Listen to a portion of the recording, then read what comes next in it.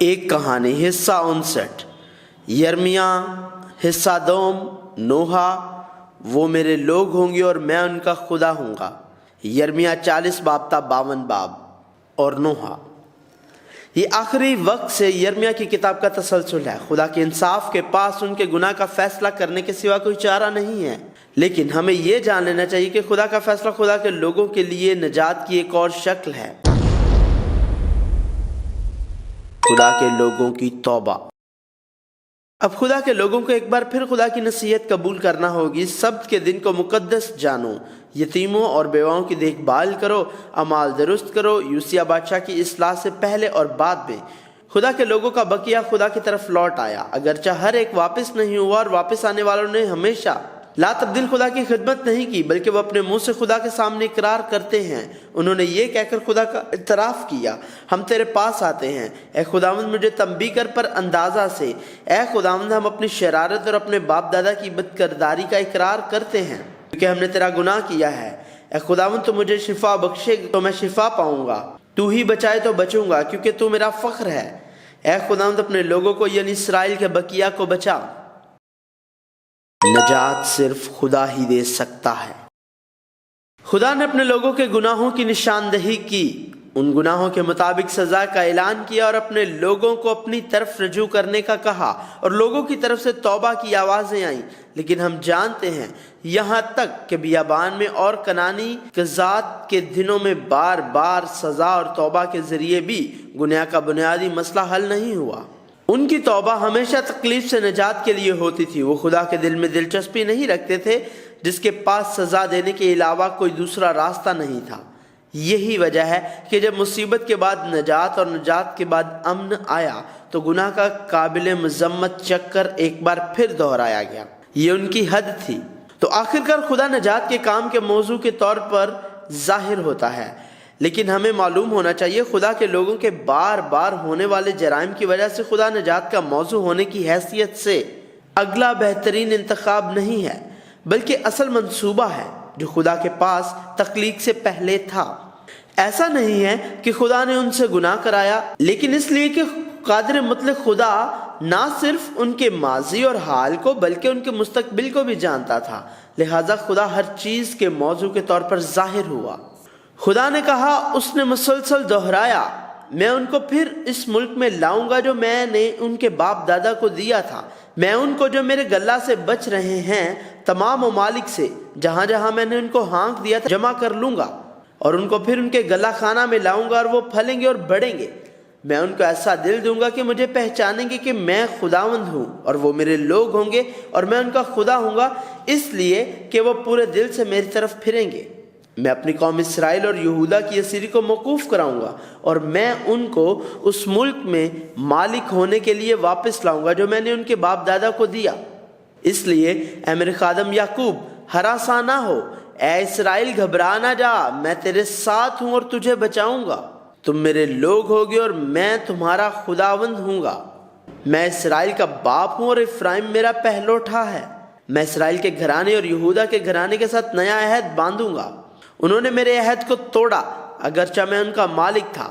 میں اپنی شریعت ان کے باطن میں رکھوں گا، میں ان کو یک دل اور یک روش بنا دوں گا، اور وہ اپنی اور اپنے بعد اپنی اولاد کی بھلائی کے لیے ہمیشہ مجھ سے ڈرتے رہیں گے۔ میں اپنا خوف ان کے دل میں ڈالوں گا تاکہ وہ مجھ سے برگشتہ نہ ہوں۔ میں ان کو اسیری سے واپس لاؤں گا اور ان پر رحم کروں گا۔ اے میرے خادم یعقوب، ہراساں نہ ہو، اور اے اسرائیل گھبرا نہ جا، کیونکہ دیکھ میں تجھے دور سے اور تیری اولاد کو ان کی اسیری کی زمین سے رہائی دوں گا۔ خداوند فرماتا ہے، ان دنوں میں اور اسی وقت اسرائیل کی بدکرداری ڈھونڈے نہ ملے گی، اور یہودا کے گناہوں کا پتہ نہ ملے گا، کیونکہ جن کو میں باقی رکھوں گا ان کو معاف کروں گا۔ نجات یسوع مسیح ہے جو مسیحا کے طور پر آئے گا۔ یہ یسوع مسیح ہے جو نجات کے مرکزی کردار کے طور پر ظاہر ہوتا ہے، جس میں خدا موضوع ہے۔ خدا نے کہا وہ دن آتے ہیں، خداوند فرماتا ہے، میں داؤد کے لیے ایک صادق شاخ پیدا کروں گا، اور اس کی بادشاہی ملک میں اقبال مندی اور عدالت اور صداقت کے ساتھ ہوگی۔ اس کے ایام میں یہودا نجات پائے گا اور اسرائیل سلامتی سے سکونت کرے گا، اور اس کا نام یہ رکھا جائے گا، خداوند ہماری صداقت۔ انہی ایام میں اور اسی وقت میں داؤد کے لیے صداقت کی شاخ پیدا کروں گا اور وہ ملک میں عدالت اور صداقت سے عمل کرے گا۔ چونکہ یسایہ کی کتاب پہلے ہی مسیحا یسوع مسیح کی مخصوص شکل اور وزارت کی وضاحت کر چکی ہے، یسایہ کے بعد نبیوں کی کتاب اتنی تفصیل ظاہر نہیں کرے گی۔ یروشلم کے زوال کے بعد جنوبی یہودا۔ شاہ یہودا صدقیہ کے 9ویں برس کے 10ویں مہینے میں شاہ بابل نبوکد نظر اپنی تمام فوج لے کر یروشلم پر چڑھایا اور اس کا محاصرہ کیا، اور صدقیہ کے 11ویں برس کے 4تھے مہینے کی 9ویں تاریخ کو حملہ کیا۔ یروشلم کا محل اسیر ہو گیا اور یہودا بھی اسیر ہو گیا، اور شاہ بابل نے جدلیہ بن اخیقام کو ملک کا حاکم مقرر کیا اور مردوں اور عورتوں اور بچوں کو اور مملکت کے مسکینوں کو اسیر ہو کر بابل کو نہ گئے تھے اس کے سپرد کیا۔ جدلیہ نے اپنے پاس آنے والے لوگوں کو بتایا کہ وہ اس ملک میں رہ کر بابل کے بادشاہ کی خدمت کریں، اور یہودا کے باشندے جو جلا وطن ہو گئے تھے واپس یہودا میں جدلیہ کے پاس آئے۔ لیکن جلد ہی اسماعیل بن نتنیہ نے جدلیہ کو قتل کر دیا۔ پھر جب انہیں یہ معلوم ہوا تو یوحنان بن کریہ اور لشکر کے سب سرداروں نے اسماعیل کو امونیوں کی طرف بھیجا جہاں سے اس کا تعلق تھا، اور بابل ڈر گیا اور مصر جانے کی کوشش کی۔ یہ اس لیے کہ جدلیہ جو اسماعیل کے ہاتھوں مارا گیا بابل کے وسیلے سے یہودا کا حاکم بنا تھا۔ اور وہ یرمیہ کے پاس آئے اور کہا خداوند اپنے خدا سے دعا کر۔ انہوں نے کہا دعا کر تاکہ خداوند تیرا خدا ہم کو وہ راہ جس میں ہم چلیں اور وہ کام جو ہم کریں بتلا دے۔ جب یرمیہ نے کہا میں نے سن لیا، میں خداوند تمہارے خدا سے تمہارے کہنے کے مطابق دعا کروں گا، اور جو جواب خداوند تم کو دے گا میں تم کو سناؤں گا، میں تم سے کچھ بھی نہ چھپاؤں گا۔ انہوں نے کہا جو کچھ خداوند تیرا خدا تیری معرفت ہم سے فرمائے اگر ہم اس پر عمل کریں تو خداوند ہمارے خلاف سچا اور وفادار گواہ ہو، خواہ بھلا معلوم ہو خواہ برا، ہم خداوند اپنے خدا کا حکم جس کے حضور ہم تجھے بیچتے ہیں مانیں گے، تاکہ جب ہم خداوند اپنے خدا کی فرما برداری کریں تو ہمارا بھلا ہو۔ ایک نظر میں پیچھے رہ جانے والے لوگ خدا کی مرضی اور خدا کی خواہش کے مطابق خدا کے لوگوں کی طرح زندگی بسر کرنے لگتے ہیں۔ اور 10 دن بعد یرمیہ کے وسیلے سے خدا نے کہا کہ بابل سے نہ ڈرو بلکہ اس سرزمین میں رہو، اور اگر وہ اس سرزمین میں نہیں رہتے اور مصر میں داخل ہوتے ہیں جہاں کوئی جنگ نہیں ہوتی، کثرت سے خوراک ہے، تو وہ تلوار کال یا وبا سے مریں گے اور کوئی نہیں بچے گا۔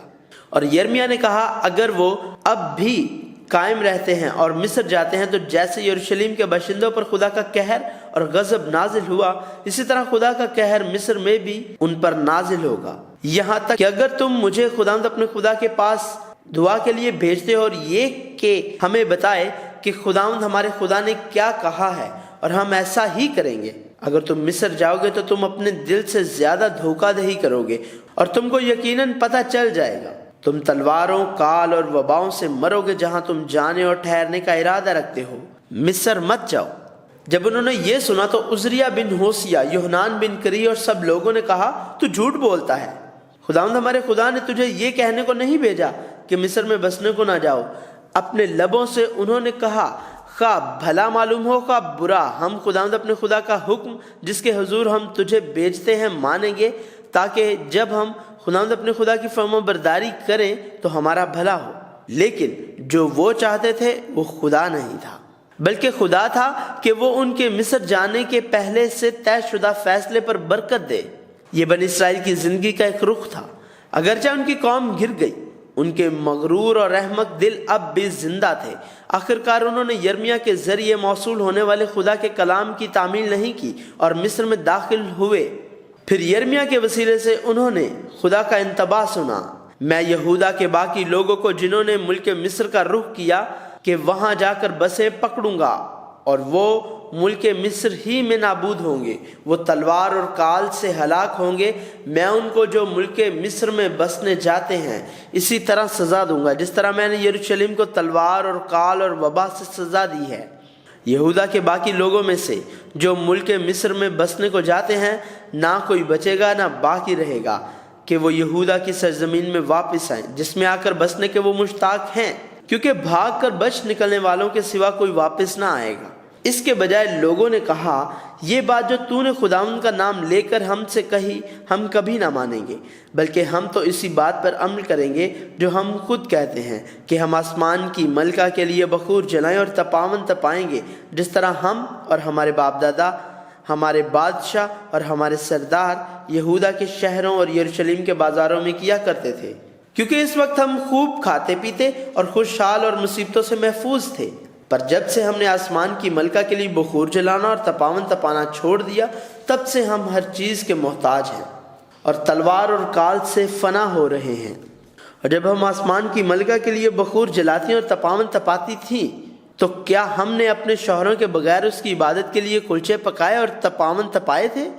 خدا نے پھر تنبیہ کی، رب الافواج اسرائیل کا خدا یوں فرماتا ہے کہ تم نے اور تمہاری بیویوں نے اپنی زبان سے کہا کہ آسمان کی ملکہ کے لیے بخور جلانے اور تپاون تپانے کی جو نظریں ہم نے مانی ہیں ضرور ادا کریں گے، اور تم نے اپنے ہاتھوں سے ایسا ہی کیا۔ بس اب تم اپنی نظروں کو قائم رکھو اور ادا کرو۔ اس لیے اے تمام بنی یہودا جو ملک مصر میں بستے ہو، خداوند کا کلام سنو۔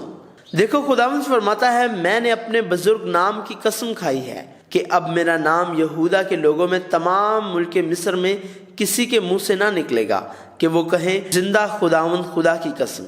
دیکھو میں نیکی کے لیے نہیں بلکہ بدی کے لیے ان پر نگران ہوں گا، اور یہودا کے سب لوگ جو ملک مصر میں ہیں تلوار اور کال سے ہلاک ہوں گے، یہاں تک کہ بالکل نیست ہو جائیں گے، اور وہ جو تلوار سے بچ کر ملک مصر سے یہودا کے ملک میں واپس آئیں گے تھوڑے سے ہوں گے، اور یہودا کے تمام باقی لوگ جو ملک مصر میں بسنے کو گئے جانیں گے کہ کس کی بات قائم رہی، میری یا ان کی۔ اور تمہارے لیے یہ نشان ہے، خداوند فرماتا ہے کہ میں اسی جگہ تم کو سزا دوں گا تاکہ تم جانو کہ تمہارے خلاف میری باتیں مصیبت کی بابت یقیناً قائم رہیں گی۔ خداوند یوں فرماتا ہے کہ دیکھو میں شاہ مصر فرعون حفرہ کو اس کے مخالف اور جانی دشمنوں کے حوالہ کر دوں گا، جس طرح میں نے شاہ یہودا صدقیہ کو شاہ بابل نبوکد نصر کے حوالہ کر دیا جو اس کا مخالف اور جانی دشمن تھا۔ قوموں کا فیصلہ۔ تب خدا نے مصر، فلسطین، مواب، امون، ادوم، دمشق، کیدار، حسور، ایلام اور بابل کے فیصلے کا اعلان کیا، اور وہ اس فیصلے کے بیچ خدا کے لوگوں کی نجات کو نہیں بھولا۔ نوحہ لفظی طور پر غمگین دکھی گانا ہے۔ یرمیہ نے یوسیہ کے بادشاہ بننے کے 13ویں سال سے لے کر جنوبی یہودا کے زوال تک ایک نبی کی حیثیت سے خدمات انجام دی۔ نبی کے طور پر یہودیہ کے زوال کا 40 سال تک اعلان کیا، تاہم یرمیہ بھی اپنا دکھی دل چھپا نہ سکا جب اس نے بابل کے 3 حملوں اور یہودا اور یروشلم کی تباہی کو دیکھا۔ تباہی کی حقیقت۔ یرمیہ یروشلم کی مجموعی تباہی کو بیان کرتا ہے۔ یرمیہ چیخ اٹھا، وہ بستی جو خلقت سے معمور تھی کیسی خالی پڑی ہے، وہ خاتون اقوام بیواسی ہو گئی، وہ ملکہ ممالک باجگزار بن گئی، میری آنکھیں روتے روتے دھندلا گئی، میرے اندر پیچ و تاب ہے، میری دختر قوم کی بربادی کے باعث میرا کلیجہ نکل آیا، کیونکہ چھوٹے بچے اور شیرخوار شہر کے کوچوں میں بے ہوش ہیں۔ اے خداوند نظر کر اور دیکھ کہ تو نے کس سے یہ کیا؟ کیا عورتیں اپنے پھل یعنی اپنے لاڈلے بچوں کو کھائیں؟ کیا کاہن اور نبی خداوند کے مقدس میں قتل کیے جائیں؟ پیرو جوان گلیوں میں خاک پر پڑے رہیں؟ میری کنواریاں اور میرے جوان تلوار سے قتل ہوئے، تو نے اپنے قہر کے دن ان کو قتل کیا، تو نے ان کو کاٹ ڈالا اور رحم نہ کیا۔ سونا کیسا بے آب ہو گیا، کندن کیسا بدل گیا، مقدس کے پتھر تمام گلی کوچوں میں پڑے ہیں، سیون کے عزیز فرزند جو خالص سونے کی مانند تھے کیسے کمہار کے بنائے ہوئے برتنوں کے برابر ٹھہرے۔ گیدڑ بھی اپنی چھاتیوں سے اپنے بچوں کو دودھ پلاتے ہیں، لیکن میری دختر قوم بیابانی شتر مرغ کی مانند بے رحم ہے۔ شیرخوار کی زبان پیاس کے مارے تالو سے جا لگی، بچے روٹی مانگتے ہیں لیکن ان کو کوئی نہیں دیتا۔ جو ناز پروردہ تھے گلیوں میں تباہ حال ہیں، جو بچپن سے ارغوان پوش تھے مزبلوں پر پڑے ہیں، کیونکہ میری دختر قوم کی بدکرداری سدوم کے گناہ سے بڑھ کر ہے، جو ایک لمحہ میں برباد ہوا اور کسی کے ہاتھ اس پر دراز نہ ہوئے۔ اس کے شرفا برف سے زیادہ صاف اور دودھ سے سفید تھے، ان کے بدن مونگے سے زیادہ سرخ تھے، ان کی جھلک نیلم کی سی تھی، اب ان کے چہرے سیاہی سے بھی کالے ہیں۔ وہ بازار میں پہچانے نہیں جاتے، ان کا چمڑا ہڈیوں سے سٹا ہے، وہ سوکھ کر لکڑی سا ہو گیا۔ تلوار سے قتل ہونے والے بھوکوں مرنے والوں سے بہتر ہیں، کیونکہ یہ کھیت کا حاصل نہ ملنے سے کڑ کر ہلاک ہوتے ہیں۔ رحم دل عورتوں کے ہاتھوں نے اپنے بچوں کو پکایا، میری دختر قوم کی تباہی میں وہی ان کی خوراک ہوئے۔ اے خداوند، جو کچھ ہم پر گزرا اسے یاد کر، نظر کر اور ہماری رسوائی کو دیکھ۔ ہماری میراث اجنبیوں کے حوالہ کی گئی، ہمارے گھر بیگانوں نے لے لیے، ہم یتیم ہیں، ہمارے باپ نہیں ہیں، ہماری مائیں بیواؤں کی مانند ہیں۔ ہم نے اپنا پانی مول لے کر پیا، اپنی لکڑی بھی ہم نے دام دے کر لی۔ ہم کو رگیدنے والے ہمارے سر پر ہیں، ہم تھکے ہارے اور بے آرام ہیں۔ اگرچہ وہ جانتے تھے کہ انہیں جو فیصلہ ملا ہے اور ان کو جو تربیت ملی ہے وہ ان کے گناہوں کی وجہ سے ہے، لیکن یرمیا کے لیے ان کا گواہ ہونا اور بنی اسرائیل کے لیے جنہوں نے اس کا سامنا کیا یہ خوفناک حقیقت تھی، یہ خدا کی خواہش بھی نہیں تھی۔ تباہی کی وجہ، تباہی کا سبب واضح طور پر خدا کے لوگوں کا گناہ تھا۔ اس حصے کے بارے میں یرمیا نے صاف کہا، ہمارے دلوں سے خوشی جاتی رہی، ہمارا رقص ماتم سے بدل گیا، تاج ہمارے سر پر سے گر پڑا، ہم پر افسوس کہ ہم نے گناہ کیا۔ لوگوں کے گناہ سدوم کے گناہوں سے زیادہ بھاری تھے، جسے آگ کے فیصلے کے ذریعے تباہ کر دیا گیا۔ خاص طور پر گناہ کی سرکردہ قوتیں انبیاء اور کاہن تھے۔ تباہی کا موضوع، خدا کے لوگوں کی تباہی خدا کی کمزوری کی وجہ سے نہیں ہے۔ ایسا نہیں ہے کہ خدا قوموں کو جیت نہیں سکتا تھا یا وہ ان سے اپنے لوگوں کی حفاظت نہیں کر سکتا تھا۔ خدا نے اپنے لوگوں کے گناہوں کی وجہ سے انہیں ان لوگوں کے حوالے کر دیا جن کا وہ مقابلہ نہیں کر سکتے تھے۔ قضات میں بھی یہی اظہار دہرایا گیا تھا۔ خدا نے اپنے لوگوں کو ان کے گناہوں کی وجہ سے ہمسایہ ممالک کے حوالے کر دیا، انہیں بیچ دیا، اور دوسری طرف خدا نے پڑوسی ممالک کو اپنے لوگوں کے حوالے کیا۔ یہ نہیں ہے کہ خدا ان کی شکست اور تباہی کی حوصلہ افزائی کرتا ہے، بلکہ یہ کہ خدا کی اجازت کے بغیر نہ فتح ہو سکتی ہے نہ ہی شکست۔ یرمیا نے یہ کہتے ہوئے کہ تمام واقعات خدا کے اختیار میں ہیں اعلان کیا۔ خداوند نے جو ٹھانا وہی کیا، اس نے اپنے کلام کو جو ایام قدیم میں فرمایا تھا پورا کیا۔ اس نے گرا دیا اور رحم نہ کیا، اس نے دشمن کو تجھ پر شادمان کیا، اس نے تیرے مخالفوں کا سینگ بلند کیا۔ نجات کا موضوع، یرمیا اب اعلان کرتا ہے کہ خدا نجات کا بھی موضوع ہے۔ ہمیں خدا کی طرف لوٹنے کی اثنا میں نجات کے موضوع، خدا کی طرف دیکھنا اور توبہ کرنا چاہیے۔ یرمیا نے کہا، ہم اپنی راہوں کو ڈھونڈیں اور جانچیں اور خداوند کی طرف پھریں۔ ہم اپنے ہاتھوں کے ساتھ دلوں کو بھی خدا کے حضور آسمان کی طرف اٹھائیں۔ انہوں نے اعتراف کیا کہ پرانے دلوں میں انہوں نے انسان پر توکل کیا اور بشر کو اپنا بازو جانا اور اپنا دل خداوند سے برگشتہ کیا۔ ہماری آنکھیں باطل مدد کے انتظار میں تھک گئی۔ ہم اس قوم کا انتظار کرتے رہے جو بچا نہیں سکتی تھی، اور مصریوں اور اسوریوں کی عطایت قبول کی تاکہ روٹی سے سیر و آسودہ ہوں۔ یرمیا خدا کی تلاش کرتے ہوئے کہتا رہا، تو نے میری آواز سنی ہے، میری آؤ فریاد سے اپنا کان بند نہ کر۔ جس روز میں نے تجھے پکارا تو نزدیک آیا اور تو نے فرمایا کہ ہراسان نہ ہو۔ اے خداوند، تو نے میری جان کی حمایت کی اور اسے چھڑایا۔ اور آخرکار یرمیا نے یہ اعتراف کرتے ہوئے کہ خدا اس تمام نجات کا موضوع ہے کہا، پھر تو کیوں ہم کو ہمیشہ کے لیے فراموش کرتا ہے اور ہم کو مدت دراز تک ترک کرتا ہے؟ اے خداوند، ہم کو اپنی طرف پھرا تو ہم پھریں گے، ہمارے دن بدل دے جیسے قدیم سے تھے۔ خداوند کے لوگ خدا کے کلام کی تعمیل کر کے اور خدا کو راضی کرنے والے کاموں سے دوبارہ خدا کے قریب نہیں آ سکتے ہیں۔ خدا نے اپنی محبت کے ذریعے اپنے لوگوں کا انتخاب کیا، ان کو ممتاز کیا اور اپنے آپ کو ظاہر کیا، لیکن وہ خدا جس نے ان کے گناہوں کی وجہ سے ان پر سرزنش کی اور ان کا انصاف کیا، وہ ان تمام گناہوں کی سزا بھگتنے آ رہا ہے۔ اس تخلیق سے پہلے رکھے گئے منصوبے آہستہ آہستہ واضح ہوتے جا رہے ہیں۔ خدا کی محبت کی کہانی اور نجات کی کہانی جو یسوع مسیح کے وسیلے سے زیادہ واضح ہو جائے گی، جاری رہے گی۔